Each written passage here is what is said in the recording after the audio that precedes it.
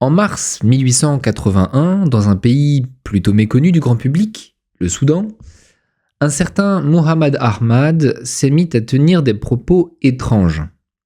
Il aurait pu mener une vie sans histoire, tout aurait été bien, tout aurait été simple, mais il a décidé de filer un mauvais coton. Il a prétendu qu'il était le Mahdi. Le Mahdi, c'est qui ça? L'envoyé de Dieu, celui qu'une prophétie annonce chez les musulmans pour précéder la fin du monde. C'est un combattant qui restaurera l'islam et la justice dans le monde. Alors bien sûr, mes amis, il existe plein de façons de faire son entrée en politique. Vous pouvez sortir un livre, vous pouvez faire une chronique à la radio, faire la révolution en mai 68, vous pouvez faire l'ENA, être milliardaire, ou encore porter le nom de famille de votre père. Vous pouvez devenir youtubeur, c'est pas le moyen le plus rapide. Ou alors, un autre moyen consiste à être un envoyé de Dieu venu refonder la société. Et ça marche comme technique? Alors ça peut marcher. On avait fait quand même un épisode sur les typing, un épisode que je vous conseille, et vous vous souvenez sûrement que le héros de cet épisode était un envoyé de Dieu. Ou en tout cas prétendait l'être. Ouais, mais on s'est quand même coltiné la guerre civile la plus meurtrière de l'histoire.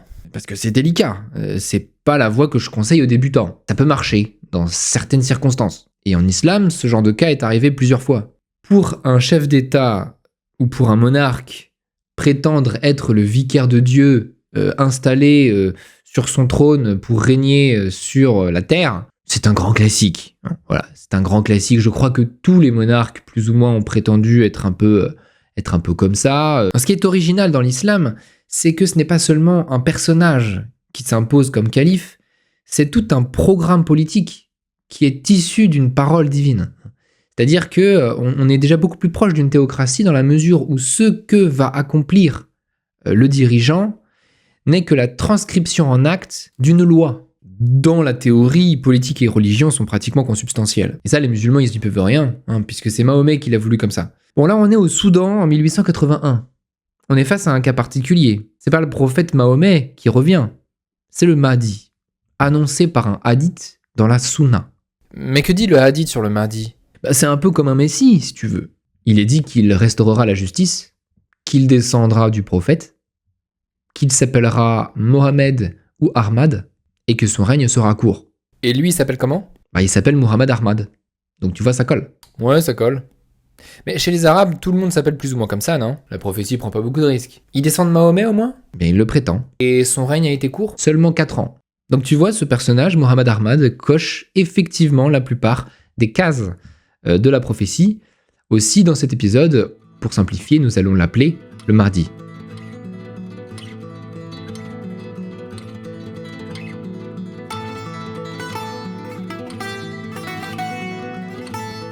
Comment cet homme déterminé de 35 ans en est venu à se proclamer le Mahdi? Au commencement, il y avait un cheikh. Ah là là, l'argent. Toujours lui, toujours ce nerf de la guerre. Mais là, je parlais pas d'un cheikh à encaisser. Un cheikh, c'est le nom qu'on donne aux maîtres dans le soufisme. C'est bien d'être musulman et de suivre les enseignements du Coran et de la Sunna, mais certaines personnes reçoivent des connaissances particulières, de par leur relation plus intime avec la divinité. Il y a une relation mystique qui existe entre Allah et ses maîtres du soufisme. Le soufisme, en fait, c'est une discipline mystique, et c'est le cas du Mahdi, puisque le Mahdi, lui aussi, il a reçu les enseignements d'un cheikh, et puis, à la longue, il est devenu un cheikh lui-même. Il est entré en communication, quelque part, avec Allah. Il a fait des songes, où il s'est vu s'asseoir sur le trône de Mahomet, où il a été visité par Issa, et il a reçu l'étendard lumineux d'Azraïl, l'ange de la mort, autant de signes qui témoignent de sa vraie nature. Il est le Mahdi. Et il le proclame en mars 1881, sur une île, au sud de Khartoum, l'île d'Aba, sur le Nil. Bon, c'est une île sur le Nil, me cherchez pas, vous avez compris. Il se fait alors une poignée de disciples, et il leur ordonne de lui prêter allégeance, et de rejeter formellement toutes les autorités coloniales qui contrôlaient le pays à cette époque. Qui sont britanniques? Françaises? Alors, j'ai dit autorité coloniale, mais je ne parle pas d'autorité coloniale française ni britannique, mais bien égyptienne. Parce que le Soudan est une colonie égyptienne à cette époque-là. Pour désigner cette colonisation égyptienne, il l'appelle la Turquia. C'est vraiment son ennemi déclaré. Les Égyptiens, dirigés par Mehmet Ali, ont envahi le Soudan en 1821 et l'ont soumis à une colonisation très dure, notamment au niveau fiscal extrêmement dur. Et c'est ce régime égyptien, la Turquia, que le Mahdi veut abolir. Mais tu sais, dans Turquia, il y a Turc. Donc c'est des Turcs ou quoi? Officiellement, oui, parce que l'Égypte, à cette époque-là, elle prétend officiellement être une partie du califat turc. Mais de facto, l'Égypte était totalement indépendante de Constantinople, et ceux qui ont colonisé le Soudan à partir de 1821, ceux qui remontaient le Nil, en pratique, c'était des Égyptiens. Le Mahdi veut remplacer le régime égyptien, qu'il appelle la Turquia, par un régime à lui, qu'on va appeler la Mahdiya. Il va aussi donner un nom à ses soldats et disciples, il les appelle les Ansar, un nom qui nous vient des temps de Mahomet et qui désigne des soldats de la guerre sainte. Alors, j'insiste un petit peu là-dessus parce que j'entends souvent les gens parler du Mahdi comme si c'était un soulèvement contre la colonisation. Oui, mais on parle bien de la colonisation égyptienne. Son ennemi numéro 1, c'était l'Égypte. Et lui, il le concevait comme ça. Certes, il a été amené à se battre contre des Anglais, on va le voir. Et dans sa tête, l'antagoniste de la Mahdiya, c'est la Turquia. Alors bien sûr, ça suppose un rejet de l'autorité califale. Et les autorités égyptiennes, elles n'aiment pas ça. Il y a un calife à Istanbul, il faut lui prêter allégeance à lui. Alors bon, certes, Istanbul est loin et on lui fait la nique de temps en temps, mais c'est le détenteur du titre califal. Ce jeune homme n'est pas très respectueux, il détourne une allégeance à son profit. Donc il est convoqué à Khartoum pour s'expliquer. Le Mahdi a refusé la convocation et est resté campé sur sa petite île, l'île d'Aba. Une troupe de 200 soldats égyptiens est envoyée, mais cette troupe revient bredouille. Enfin, c'est même pas qu'elle revient bredouille, c'est qu'elle revient pas, en fait. Elle a été massacrée, on pourrait dire miraculeusement massacrée. Aujourd'hui, on pense que cette troupe égyptienne s'est un peu prise dans la boue et que les mahdistes étaient pieds nus et qu'apparemment ça les a un peu aidés. Et puis aussi, il y avait des gros problèmes d'autorité à l'intérieur de cette colonne. Bref, j'ai envie de dire, toutes les excuses sont bonnes pour pas dire que c'était un miracle. C'est le début d'une épopée quand même, assez légendaire. La première ville que le Mahdi prend vraiment, c'est El Obeid, la capitale du Kordofan. Kordofan, c'est une région qui est au sud, enfin sud-centre du Soudan. Attention, ce sont des événements que nous connaissons très bien, d'accord? C'est pas du tout, je suis pas en train de vous parler d'événements obscurs dans un désert où on a peu de témoins directs. Nous avons des témoins, des missionnaires notamment, qui se trouvaient dans la ville d'El Obeid au moment de la conquête, donc on sait très bien ce qui s'est passé. Alors le Mahdi a fait comprendre aux missionnaires qu'il fallait se convertir. Mais les missionnaires ont refusé pour la plupart. Ils ont refusé de se convertir, ils préféraient saisir au vol cette occasion en or de finir sur le calendrier des martyrs. Waouh, c'est courageux. Le matin suivant, nous fûmes sortis de la hutte de paille de sorgho où nous avions été enfermés. Et nous rejoignîmes Mohamed Ahmad, le soi-disant Messie, monté sur un magnifique dromadaire. Il nous cria d'une voix forte « Ô chrétiens, êtes-vous préparés à embrasser l'islam ou à voir vos têtes décollées de vos épaules ?» Confortés par notre foi, nous répondîmes « Ô cheikh Mohamed Ahmed, vous disposez de vastes pouvoirs, vous commandez cette armée puissante s'étendant aussi loin que le regard porte. Vous pouvez leur commander de faire tout ce qui semble bon à vos yeux et vous êtes obéis. Et vous avez aussi le pouvoir de nous tuer, comme Dieu, pour quelque sage raison, nous a placés entre vos mains. Mais vous n'avez pas le droit, ô cheikh, de nous faire convertir à l'islam. Nous préférons la mort. Il nous fixa intensément de ses yeux d'aigle et sentant que nous persistions dans notre foi, il déclara d'une voix forte « Ô Nazaréens, puisse Allah le généreux et le miséricordieux mettre vos cœurs dans le droit chemin. » Et quand il eut parlé ainsi, il rajouta toujours d'une voix forte « Vous tous ici présents, cheikhs et derviches et chacun de vos hommes en armes, remettez vos épées dans leurs fourreaux, car c'est l'ordre que je vous donne. Conduisez ces Nazaréens à ma hutte en sécurité, j'ai parlé. » Ah mais il est super sympa en fait. Mais moi je pense que le Mahdi avait un grand sens de la clémence. Et que pour le coup c'est pas si étonnant parce que il y a aussi des messages de clémence dans le Coran. Il en est imprégné. Simplement cette clémence n'est pas un système. De son point de vue, en temps de djihad, être infidèle, surtout si on n'a rien à faire là, être infidèle ça mérite la mort. Ça mérite la mort dans la théorie, mais il y a toujours des arrangements possibles, notamment s'il s'agit de prisonniers qui pourraient avoir un certain prix. Ainsi nous y fûmes conduits, remerciant Dieu d'avoir mis dans le cœur de cet homme féroce l'idée de nous épargner. Il nous demanda de nous asseoir et de partager le repas avec lui, et il conversa avec nous librement et avec animation, nous demandant notre point de vue sur de nombreux sujets. Il répéta « Soyez assurés de ma protection, pas un seul des cheveux de votre tête ne sera touché. » Mais notre situation devint fort misérable, car nous étions dans un état sordide, sales et nus. Nos privations étaient grandes, car le Mahdi ne s'occupait plus de nous. Nous vivions dans la saleté avec de grosses difficultés pour manger. À ce régime, un frère mourut bientôt de fièvre, suivi par 2 sœurs qui tombèrent malades et succombèrent. Elles étaient affamées et nues, exposées à la pluie. Elles moururent accompagnées des derniers sacrements que nous devions administrer dans le plus grand secret.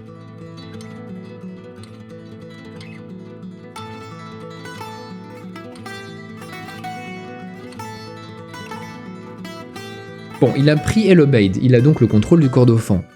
Il a aussi pris le contrôle du Darfour voisin. Le grand projet du Mahdi en 1884, c'est de conquérir Khartoum, la capitale du Soudan quand même. Ça lui permettrait d'obtenir des centres de production de munitions pour charger les fusils dont son armée dispose et de contrôler fermement une portion du Nil. Alors l'Égypte doit s'organiser face au Mahdi et elle sollicite les services d'un soldat britannique, le général Gordon, pour la défendre. Au début de la vidéo, j'avais fait un parallèle avec les Taiping. Je vous avais expliqué que c'est pas la première fois au 19e qu'on a un envoyé de Dieu dont le programme se veut non seulement la création d'un État, mais la création d'une société régénérée. Parce que c'est ça, quand on est envoyé de Dieu, c'est qu'on veut régénérer la société en général, sur des bases pures, saines, divines. Et le hasard veut que dans les 2 cas, ils vont trouver face à eux le général Gordon. Le général Gordon avait fait son service en Chine, il avait créé une armée de mercenaires qui s'appelle l'armée toujours victorieuse, et on suppose qu'il a contribué à sauver la dynastie Mandchoue, la dynastie des Qin, qui régnait sur la Chine à l'époque. Maintenant, c'est les Égyptiens qui ont besoin de lui, pour les mêmes raisons. Personnage intéressant, ce Gordon, c'est lui notamment qui donne des témoignages du sac du palais d'été à Pékin. C'est à la fois un militaire et un humaniste, donc c'est ce genre de personnage que les historiens aiment bien étudier en général. Et donc c'est lui qui commence à s'y connaître en prophète guerrier, qui est chargé d'empêcher la Mahdiya de contaminer Khartoum. Mais qu'est-ce que ce Gordon, un Anglais, fait dans un territoire sous occupation égyptienne ? Ça, c'est une bonne question. Ça fait déjà quelque temps que l'Égypte a tendance à faire appel à de nombreux officiers et administrateurs étrangers. Et à partir de 1882, elle est elle-même sous occupation britannique, d'accord ? Donc c'est un peu des colonisations imbriquées, parce que certes, le Soudan est colonisé par l'Égypte, mais l'Égypte est en passe d'être colonisée par la Grande-Bretagne. Donc bon, des Anglais qui servent d'officiers dans les armées égyptiennes, c'est fréquent et ça va le devenir de plus en plus. Même pour le Mahdi, ça change rien. Il combat les Égyptiens et les Anglais indifféremment. Disons que le Mahdi ne voit pas les Anglais et les Égyptiens de la même façon. Les Égyptiens, c'est son ennemi. C'est vraiment son ennemi, c'est pratiquement un ennemi national. Hein. Le Soudan refuse de se laisser absorber dans l'Égypte, et donc il y a presque une conception nationaliste de cette lutte. Les Anglais, lui, les voient comme l'une des voies d'oppression égyptienne, mais ils sont aussi détestables, voire encore plus que les Égyptiens, parce que les Anglais, eux, veulent abolir l'esclavage. On est dans l'époque où les Anglais se veulent l'empire de la liberté. C'est pas que un slogan, c'est aussi une réalité plus concrète. Ils veulent l'abolition de l'esclavage plus ou moins partout. Donc plus l'Angleterre s'investit en Égypte, plus elle fait pression sur le gouvernement égyptien pour qu'il renonce à se fournir en esclaves noirs au Soudan. Je suis pas en train de dire que les Soudanais sont des esclaves. Les Soudanais sont des vendeurs d'esclaves. Khartoum fait partie des marchés d'esclaves les plus connus de l'Afrique de l'Est, avec Alexandrie et Zanzibar. Et le Mahdi, il est pas content de ça. Le Mahdi, c'est un arabe, et les arabes sont quand même les principaux clients de ce commerce. Il vit dans une région où le commerce d'esclaves, en plus, est au cœur de l'économie. Donc il est là pour rouvrir les marchés d'esclaves partout où Gordon a pu les faire fermer. Et c'est ce que beaucoup de Soudanais attendent de lui. Il a lui-même des esclaves et un harem, ça va de soi. Gordon, lui, est un anti-esclavagiste. Pour lui, c'est pas que des mots, c'est toute une entreprise. Hein. Il a arrêté plus de 700 trafiquants d'esclaves. Mais il constate aussi l'extrême difficulté de cette tâche. On peut éventuellement empêcher certaines razzias, mais émanciper les Noirs de façon générale, là c'est pratiquement tâche impossible. En tout cas, ça se fera pas en un an, quoi. Donc Gordon, il est là depuis les années 1870, il est là depuis assez longtemps, il avait une approche très progressive, très graduelle du problème, il se donne des délais, et son objectif n'est pas de briser le fonctionnement actuel de la société soudanaise non plus. Alors il y a un personnage qu'on peut citer ici pour ceux qui le connaissent, c'est Joséphine Bakita. Il y a eu une époque où il y avait un livre qui circulait sur elle, et elle, c'est une bonne illustration, disons, de ce qui se passait. Alors, Joséphine Bakita, c'est une esclave de 14 ans qui a été rachetée par un consul italien au Soudan en 1883. Donc on est en plein dans notre période. Donc c'était une petite fille, disons, qui avait énormément souffert, et son corps présentait de multiples scarifications. Elle sera emmenée en Italie, elle aura une vie de piété pendant des années, et elle va devenir sainte, canonisée par Jean-Paul II. Je vois que c'était en 2000. Donc c'est une sainte africaine, hein, c'est pas si commun, donc je me permets de le citer. Et son histoire, en fait, elle est en plein dans notre sujet, puisque 1883, elle est rachetée à une époque où l'esclavage est en train d'être réinstauré par le Mahdi sur l'ensemble du territoire soudanais. Gordon, lui, fait partie de ces personnages assez sympathiques de l'histoire de l'Angleterre, et là non plus, il n'y en a pas tant que ça, et c'est pas étonnant non plus que la Grande-Bretagne a toujours cherché à le magnifier un petit peu. En 1884, il tente d'envoyer des négociateurs pour trouver une solution pacifique à la crise, et il se résout à écrire au Mahdi, en personne, de façon très courtoise.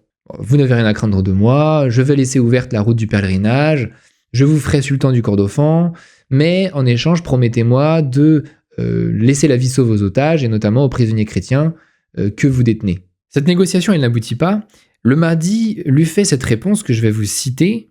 Contrairement aux dirigeants de ce monde, je n'ai pas d'ambition terrestre, mais je suis seulement envoyé par Dieu. Rouvrir le pèlerinage serait une décision impropre tant que vous ne vous convertissez pas vous-même. La route du pèlerinage doit être ouverte par un croyant, pas par un païen. Mais malheureusement, aucune amitié ne m'est possible avec un infidèle. Et il continue en fait en exhortant Gordon à se convertir, tout simplement. Et le Mahdi fait ça avec un peu tous ses correspondants. Je crois qu'il a fait la même chose avec le Négus d'Éthiopie. Et il lui fait même une contre-proposition flatteuse. Si tu te soumets à l'état mahdiste et que tu te convertis, tu auras une place comme officier de ma garde. Et les échanges vont durer comme ça encore quelques temps. Ouais, enfin, qu'est-ce que c'est que ces minauderies là? C'est bien sympa, mais on n'avance pas. Ils vont se battre ou quoi? Oui, Khartoum est inéluctablement mise en état de siège, l'accès au nord ainsi que la route vers la mer Rouge sont bloqués. Gordon constate qu'il est complètement pris en tenaille. La famine commence à ravager la capitale. Il reste courageusement sur les remparts mais attend des renforts que Londres ne lui accorde pas. En janvier 85, c'est la fin. Le Mahdi parvient à briser le siège et entre dans la ville. Il avait dit qu'il laisserait à Gordon la vie sauve, mais ses soldats ont dû oublier ce passage puisqu'il est quand même poignardé avec une lance pendant les escarmouches. Sa tête sera d'ailleurs coupée et montrée à l'ex-gouverneur du Darfour. La prise de Khartoum a été horrible. Pendant plusieurs heures, les troupes se livrent à un pillage sans précédent, tuant tous les habitants à portée de sabre. Les filles sont partagées comme concubines. Parce qu'à l'époque, on est assez pudique, on ne parle pas de viol, on parle plutôt de partage de concubines. Alors évidemment, si on parle de violence et de violence sexuelle notamment, on a envie de faire un parallèle avec aujourd'hui, parce que c'est un petit peu ce que nous dit l'actualité. Donc pour ce qui est du conflit actuel, toute cette violence est commise par ce qu'on appelle les Janjaweed, qui recrutent effectivement beaucoup parmi les nomades arabes ou arabisés du Darfour ou du Kordofan. Et effectivement, ces mêmes nomades ont été parmi les premières recrues du Mahdi. Le 30 janvier, le Mahdi fait son entrée à Khartoum, le Soudan vient de se trouver un nouveau maître, il décide de déplacer ses quartiers dans une ville voisine, Omdurman. En fait, Omdurman, c'est Khartoum si vous voulez, c'est juste que c'est la ville qui est de l'autre côté du Nil. Omdurman devient une sorte de capitale caserne pour la Mahdiya, où il installe tous ses soldats dans une promiscuité dangereuse à une époque où règne la famine et la maladie. Ces soldats sont alors durement éprouvés et lui-même, le Mahdi, finit par attraper la variole ou le typhus et il meurt le 22 juin 1885.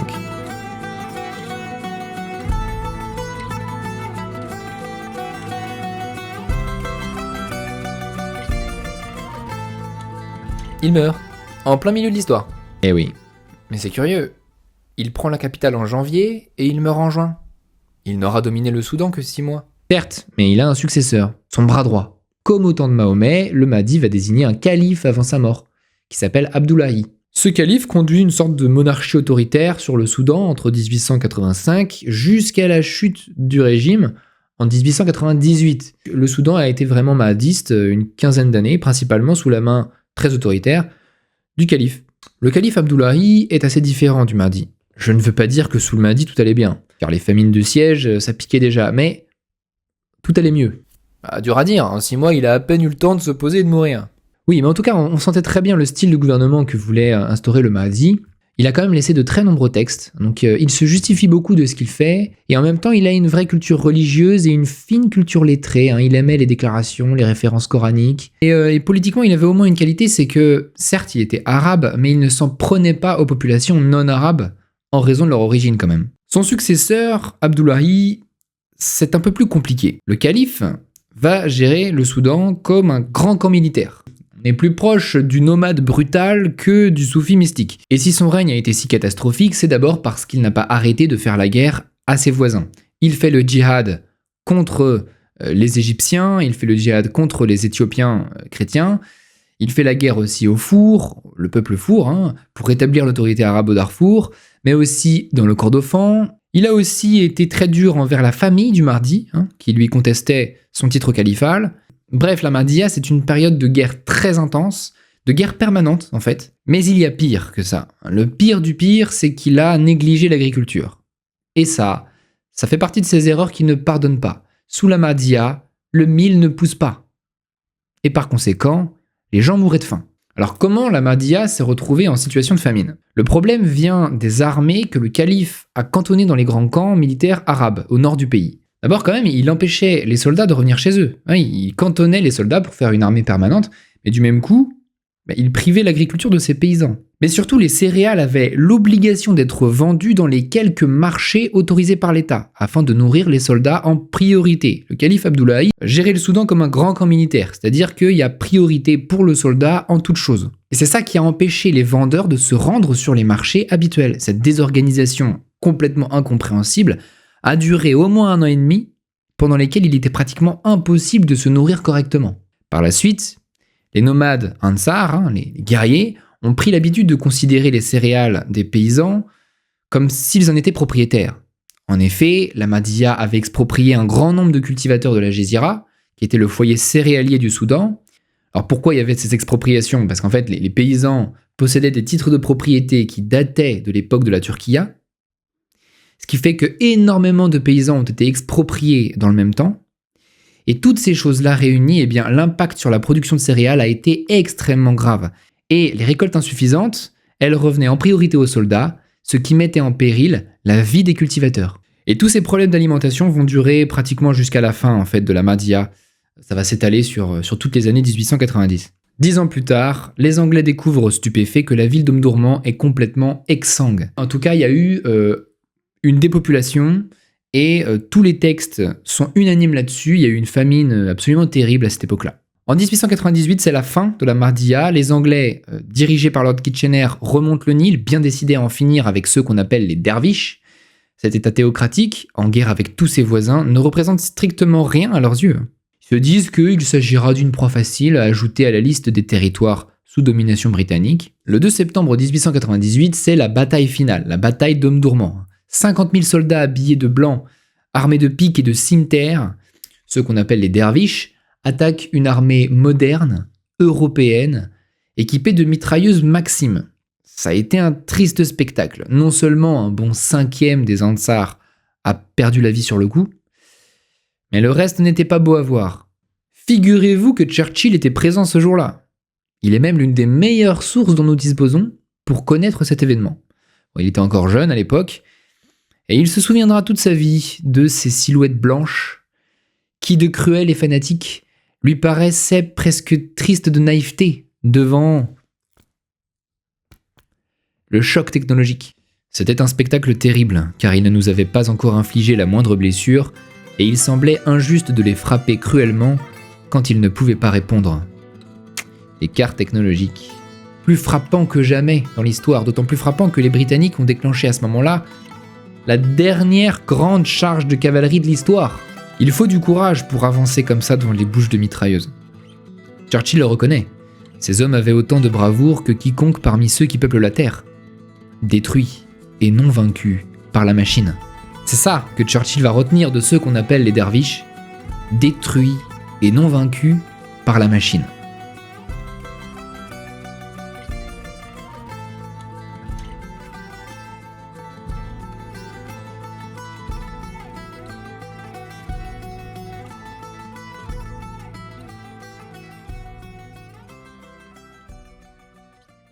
Petite minute promotion, je suis en train en ce moment de réaliser une sorte de saga sur Churchill, sur sa vie. Donc on va traverser le XXe siècle, on va traverser la Première et la Seconde Guerre mondiale. C'est une histoire tout à fait passionnante. Si vous voulez découvrir cette série sur Churchill, vous pouvez devenir adhérent de la chaîne. En payant 4 € par mois, vous devenez adhérent et donc vous bénéficiez de toute une bibliothèque de vidéos privées. Alors il y a des vidéos sur Franco, il y a des vidéos sur les débris de l'Autriche-Hongrie, des vidéos sur le Congo, Léopold II, Mobutu, sur Marx et Lénine. Et j'ai également réalisé toute une saga sur la Chine. Là, on va parler des guerres de l'opium et aussi de Chiang Kai-shek. Donc, vous voyez, il y a beaucoup de vidéos intéressantes dans cette bibliothèque privée. Celles sur Churchill vont se rajouter. Il y a déjà eu le premier épisode qui est déjà sorti. Et donc, si ce contenu vous intéresse, je vous invite à adhérer à la chaîne. Pour ça, vous avez deux moyens. Soit vous vous abonnez sur l'étoffedunchef.fr. Vous verrez, c'est extrêmement simple. Vous payez 4 € par mois et vous accédez à l'ensemble des vidéos. Soit vous passez par YouTube, c'est-à-dire que vous cliquez sur devenir membre en dessous de cette vidéo et ce sera exactement la même chose pour exactement le même tarif. La solution la plus avantageuse pour moi, c'est de passer par le site. Mais vous êtes libre de faire ce que vous voulez. Maintenant, revenons un peu à notre histoire. Churchill est surpris par les choix très durs qu'a fait Lord Kitchener. Alors sûrement quelques derviches ont été secourus, mais beaucoup sont restés là, comme ça, sur le champ de bataille, à se vider de leur sang sous un soleil de plomb. S'ajoute à ça une violence symbolique. Kitchener a fait profaner et raser la tombe du Mahdi. Le corps du Mahdi a été jeté dans le Nil. Et il va même jusqu'à en conserver le crâne, dit-on, pour en faire un encrier. Alors il semblerait que suite à des plaintes, il a ramené le crâne au lieu du tombeau. Écoutez ce que dit Churchill à propos de Kitchener justement. Il a prétendu avoir renvoyé la tête au Soudan dans un bidon de pétrole, mais ce bidon contenait n'importe quoi d'autre, comme des sandwichs au jambon. Il a conservé cette tête et il l'a toujours. Il va de soi que les propos de Churchill n'engagent que lui. Je ne sais pas s'il voit juste ou non, en tout cas Kitchener et son armée sont entrés dans Omdurman, stupéfaits par l'état de décrépitude du peuple soudanais. Il y avait une famine absolument abominable. Tout le monde mourait de faim. Kitchener a fait ouvrir les greniers du calife et les habitants se sont précipités dessus. Ce territoire sera facile à administrer parce que les populations, de toute façon, sont incapables de résister physiquement.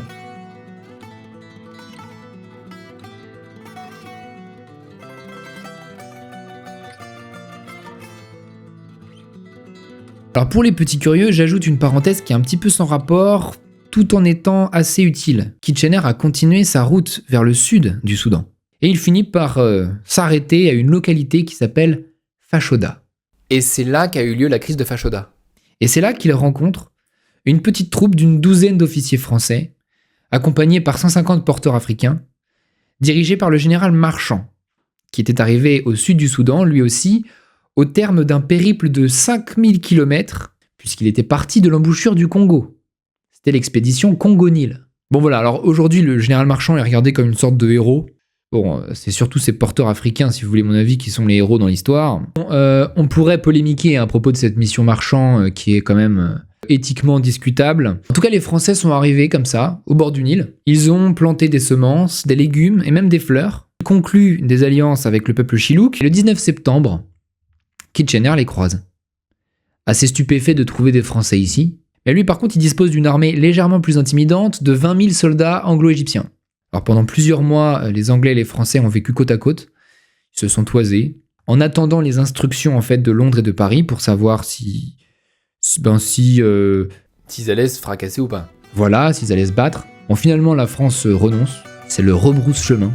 Kitchener se retrouve complètement maître du Soudan, y compris le Soudan du Sud.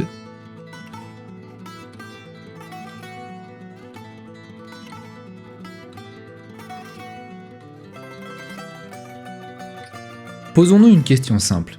Pourquoi les Soudanais ont-ils cru dans le Mahdi ? À cause de sa personnalité, peut-être, son aplomb. Il était censé se persuader que c'était Dieu qui lui donnait sa victoire. Puisque pour lui, sa victoire à Khartoum, c'est une manifestation visible et incontestable qu'il est soutenu par Allah. Pour lui, ça tombe sous le sens. Tout le monde devrait se convertir en apprenant la nouvelle de la chute de Khartoum. Et les Soudanais pouvaient le croire. Mais il n'y a pas que sa personnalité, il y a aussi un contexte. Le Mahdi, c'est pas juste un fanatique. Il a proposé une réforme sociale qui avait du sens pour l'époque. En 1821, les Égyptiens ont envahi le Soudan et en ont fait une véritable colonie.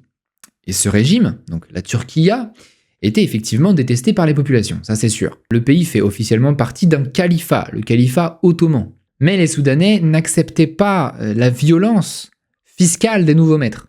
Les impôts étaient très élevés, payables en nature, notamment en poudre d'or, donc il fallait s'esquinter pour les fournir, ces impôts, et la cruauté des percepteurs égyptiens rendait finalement ce califat ottoman complètement insupportable. Et là, le Mahdi, lui, il apporte une réponse audible. Ce califat est insupportable, parce qu'il est impie.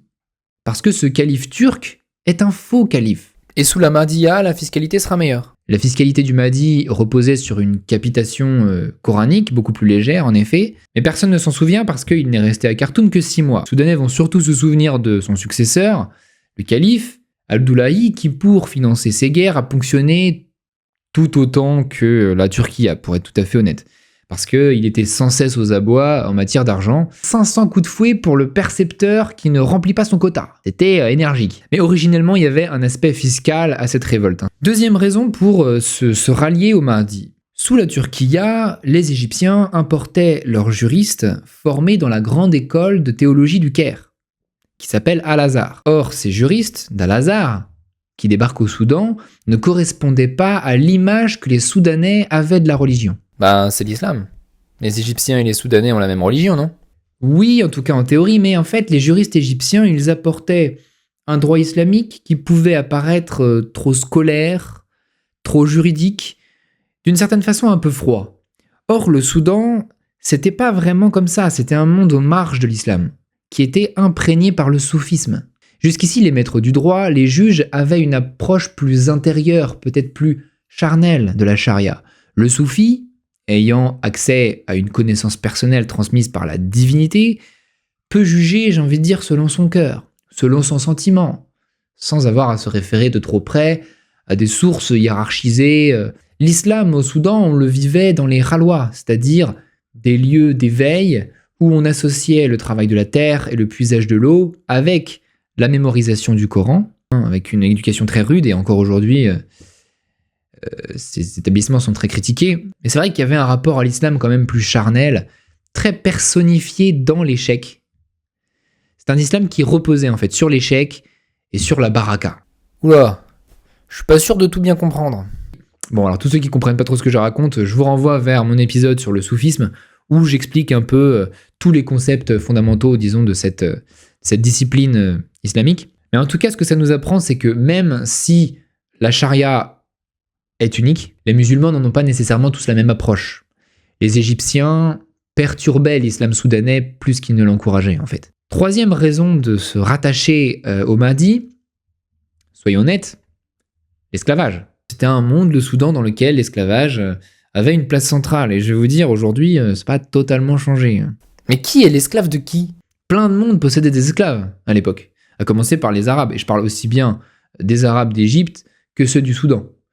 Alexandrie et Khartoum étaient des très grands marchés d'esclaves, très connus. Mais d'où viennent ces esclaves? Ils viennent du pays qu'aujourd'hui on appelle le Soudan du Sud. C'est de là qu'ils venaient, très souvent. Surtout pendant la Turquia, la ponction d'esclaves d'Inka, par exemple, ou Nuba, donc des populations qui vivent au sud, c'était conçu comme un trafic indispensable à l'économie soudanaise. Mais les Égyptiens, ça leur allait bien. Oui, les Égyptiens, ça leur allait très bien au début, parce qu'à partir de la colonisation égyptienne, donc en 1821, ils ont intensifié les trafics d'esclaves. Ils en avaient besoin pour leur armée et pour leurs champs de coton. Et pendant la guerre de sécession, le coton américain est supplanté en quelque sorte par le coton égyptien sur le marché. Mais tout change avec l'infiltration des Anglais en Égypte. Les Anglais, et en particulier Gordon, ont commencé à prendre la défense des Noirs. Cependant, l'esclavage et les marchés d'esclaves étaient une ressource essentielle de l'économie soudanaise, sans aucun doute la plus importante.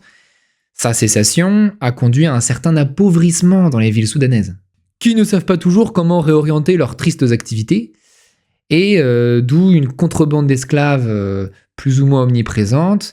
Et en fait, le Mahdi, qu'est-ce qu'il fait là-dedans? Il restaure un ordre esclavagiste ancien. Quatrième et dernière raison de devenir un soldat du Mahdi, il y avait, depuis l'arrivée des Égyptiens, dans le Soudan, un accroissement de la propriété privée. Cette question de la propriété est devenue cruciale. Depuis que la propriété privée se répandait, les nomades perdaient un grand nombre de droits coutumiers qu'ils avaient avant. Vous savez, avant, ils pouvaient faire paître leur bétail, leurs ânes, leurs moutons dans les champs. Mais bon, avec l'essor de la propriété privée, phénomène mondial, la vie du nomade devient beaucoup plus compliquée. Les paysans, quant à eux, étaient souvent surendettés auprès des marchands arabes à cause des sécheresses chroniques. Et au bout d'un moment, ces marchands arabes pouvaient en profiter pour les exproprier, parce qu'ils ne remboursaient pas. Et le Mahdi propose une solution à ces problèmes. Le retour à une propriété communautaire ou tribale. Et pour les paysans mécontents et spoliés, la suppression de tous les titres de propriété qui avaient été émis sous la Turquia. Et en plus de ça, le Mahdi va proscrire l'intérêt. Il va avoir une vision du droit coranique qui interdit le prêt à intérêt. Faut quand même avoir ça à l'esprit.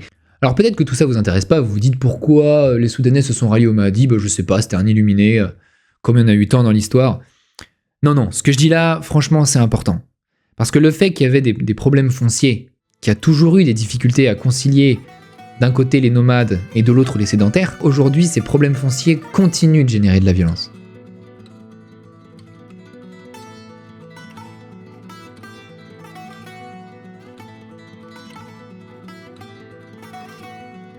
En jetant un rapide coup d'œil à l'histoire de la Mahdiya, on pourrait faire un rapport avec les statistiques du Congo léopoldien. J'ai réalisé une vidéo privée sur Léopold II au Congo, que je vous conseille, dans laquelle on a parlé de son bilan tout à fait catastrophique. Alors cette comparaison peut vous étonner, car les deux gouvernements n'ont rien à voir. Léopold était un colonialiste, obsédé par le gain, il avait un grand mépris pour les Congolais qu'il voulait déplacer et faire travailler dans des forêts inhospitalières. Pour le Mahdi, c'est différent. Le Mahdi lui-même a provoqué des famines dans la mesure où il passait son temps à faire des sièges asphyxiants. Mais la vraie famine générale est l'œuvre de son successeur, le calife Abdoulaye, qui a conduit le Soudan dans une militarisation effrénée que les cultivateurs n'ont pas pu soutenir. Et pourtant, ces deux régimes, aussi différents qu'ils soient, ont mené à une extraordinaire dépopulation dans deux des plus vastes pays d'Afrique qui aient jamais existé, le Congo et le Soudan. Une perte démographique qui, semble-t-il, pourrait se chiffrer à plus d'1 million de morts. Est-ce que je dois défendre l'héritage de la Mahdiya ? Personne ne défend la Mahdiya, qui reste associée à la famine. Mais souvent, on va défendre la figure de son fondateur, le Mahdi, qui est fascinante à bien des égards. Cet étonnant guerrier, monté sur un chameau, semble de prime abord être un islamiste pur et dur. Il place les femmes, les infidèles et les esclaves dans une condition inférieure aux soldats croyants qui accomplissent le djihad. Même s'il se prétend ascète, il aurait eu, selon l'historien Philippe David, un certain appétit des plaisirs et de la bonne chair dans les derniers mois de sa vie. Son sens de l'honneur est certain et ceux qui l'ont rencontré reconnaissent qu'il usait parfois de la clémence, surtout envers des prisonniers européens, je vous le cache pas, beaucoup moins envers les Égyptiens. Mais d'un autre côté, cette description familière n'épuise pas le sujet. Le Mahdi porte avec lui d'autres choses. Un soufisme ancien, très orthodoxe, plongé dans une érudition mystique qui l'emporte volontiers sur l'ouléma ou sur le juriste formé à l'école du Caire. Il est plus soufi que salafiste. Ensuite, le Mahdi est un homme du Nil.